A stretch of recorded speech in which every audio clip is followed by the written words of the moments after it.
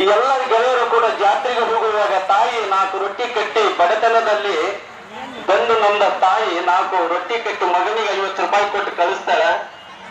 ಜಾತ್ರೆಯಲ್ಲಿ ಜಾತ್ರೆ ಮಾಡ್ತಾನ ಮಗ, 10-20 ರೂಪಾಯಿ ಖರ್ಚು ಮಾಡ್ತಾನ. ಮಗ ಎಂತ ಇರಬೇಕು, ಎಂತ ಶಿಕ್ಷಣ ಬೇಕು ಅನ್ನಂತದ್ದು ಈ ಕಥೆಯ ಸಾರಾಂಶ. ಅವಾಗ ಎಲ್ಲ ಶ್ರೀಮಂತರ ಮಕ್ಕಳು ಏನೇನೋ ತಿಂದು ಮಜಾ ಮಾಡಿ ಮನೆಗೆ ಬರ್ತಾರ. ತಾಯಿ ಮಗನಿಗೆ ಅಡಿಗೆ ಮಾಡೋ ಸಂಬಂಧ ಬೆಳಿಗ್ಗೆ ಅವರು ಬೇಗ ಪ್ರವಾಸಕ್ಕೆ ಹೋಗುವಾಗ ರಾತ್ರಿ 5 ಗಂಟೆ, ಬೆಳಿಗ್ಗೆ 5 ಗಂಟೆಗೆ ಎದ್ದು ರೊಟ್ಟಿ ಮಾಡ್ತಾಳ. ಚಳಿ ಥಂಡಿಯಲ್ಲಿ ನಡುಗ್ತಾಳ ತಾಯಿ. ಆ ನಡುಗುದನ್ನು ಮಗ ನೋಡ್ತಾನ. ಜಾತ್ರೆ ಒಳಗೆ 50 ರೂಪಾಯಿ ಕೊಟ್ಟಿದ್ನಲ್ಲ, 50 ರೂಪಾಯಿದಾಗ 20 ರೂಪಾಯಿ ಖರ್ಚು ಮಾಡ್ತಾನ. ಹೊಳೆ ಬರುವಾಗ ತಾಯಿಗೊಂದು ಬಹುಮಾನ ತುಂಬರ್ತಾನ, ತಾಯಿಗೆ ಒಂದು ವಸ್ತುವನ್ನು ತುಂಬರ್ತಾನ.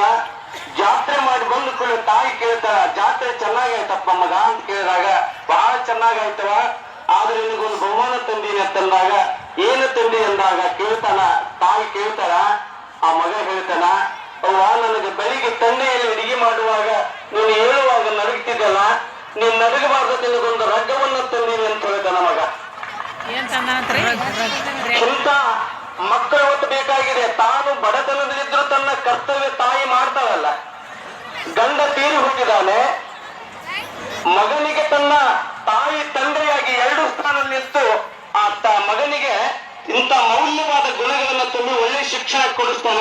ಅವ ಮುಂದೆ ಆದರ್ಶ ಮಗನಾಗಿ ಈ ಜಗತ್ತಿಗೆ ಸೇವೆ ಮಾಡುವಂತವನ ಆಗ್ತಾನಂತ ಈ ಕಥೆಯ ಸಾರಾಂಶ ಇತ್ತೆ. ಆದ್ರಿಂದ ಸಮಯ ಬಹಳ ಆಗಿದೆ. ನಮ್ಮ ಮಕ್ಕಳು ಒಳ್ಳೆ